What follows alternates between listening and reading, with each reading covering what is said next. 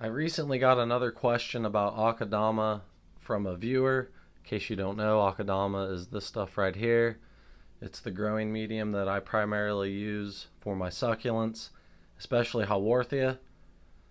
So the question comes from Lily Boggins, and I'll just go ahead and embed it right here so you can read it.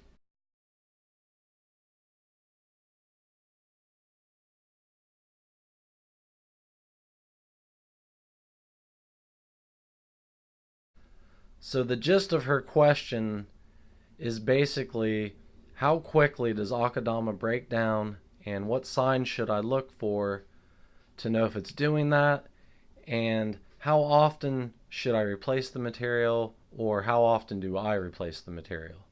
I've seen it suggested too that you should replace it every 1 to 2 years.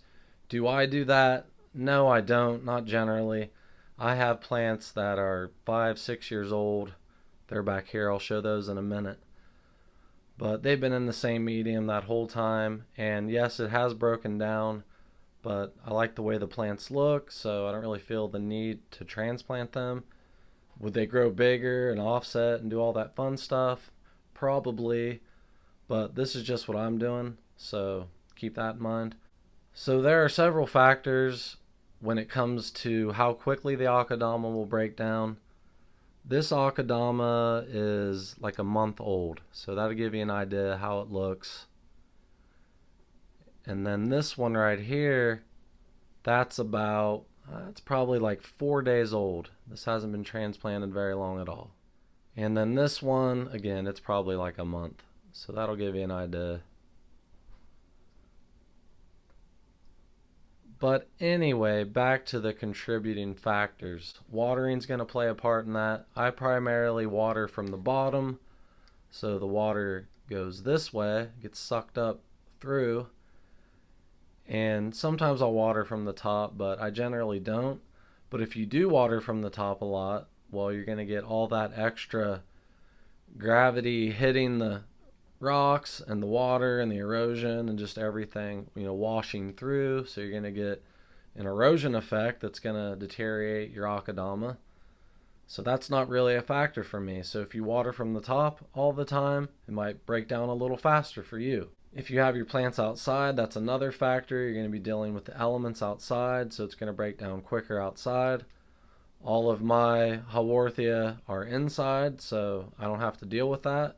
So these are just some of the things you want to keep in mind when you're trying to decide how fast you're going to go through your AKADAMA.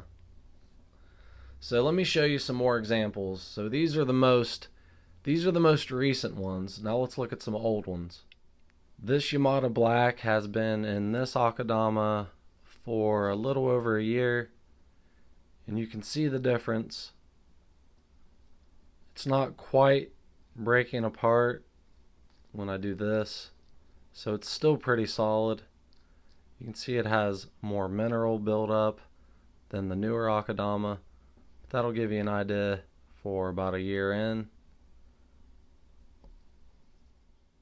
This plant right here is about 6 years old, and it's been in this medium ever since. And as you can see, it's a lot more crumbly and muddy.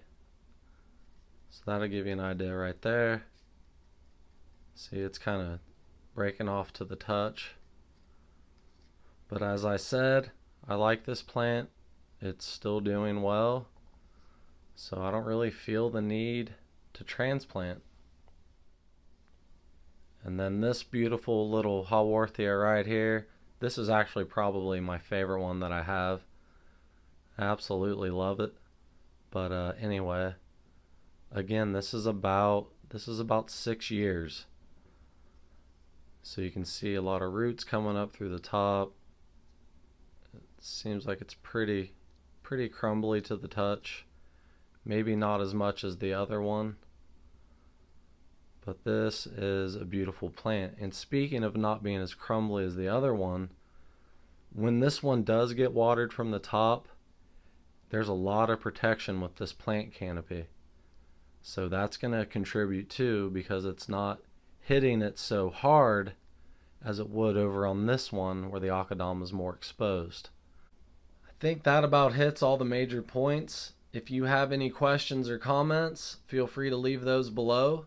If you enjoyed this video, hit that thumbs up button, subscribe if you'd like.